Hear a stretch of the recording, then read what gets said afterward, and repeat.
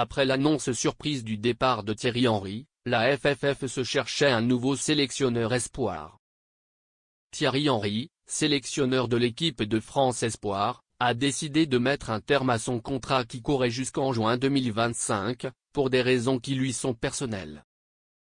Au terme d'une campagne exceptionnelle lors des Jeux Olympiques, ponctuée par une médaille d'argent, Thierry Henry s'est entretenu avec Philippe Diallo, le président de la FFF, pour lui faire part de sa décision, pouvait-on lire dans un communiqué de la FFF publié plus tôt cette semaine.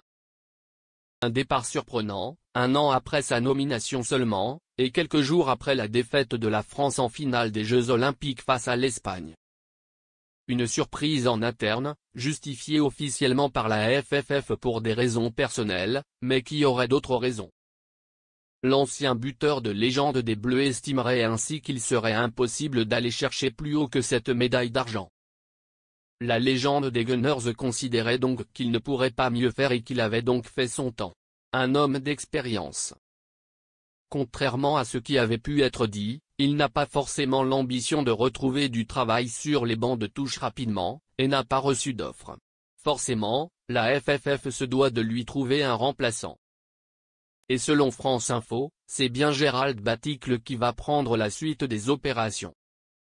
Son nom était déjà sorti comme candidat, mais ça se confirme désormais, et sa nomination devrait être officialisée lors du COMEX de la FFF vendredi. Il était l'adjoint de Thierry Henry, et connaît donc parfaitement la génération actuelle. Du haut de ses 54 ans, il a déjà une belle expérience avec des postes d'entraîneur à Angers entre 2021 et fin 2022, ainsi qu'à Brest entre 2008 et 2009, et chez les U19 de l'OL et d'Auxerre. Mais il est surtout connu pour avoir été adjoint à l'OL pendant 10 saisons, sous les ordres de Bruno Genesio, Rémi Garde et Rudy Garcia entre autres.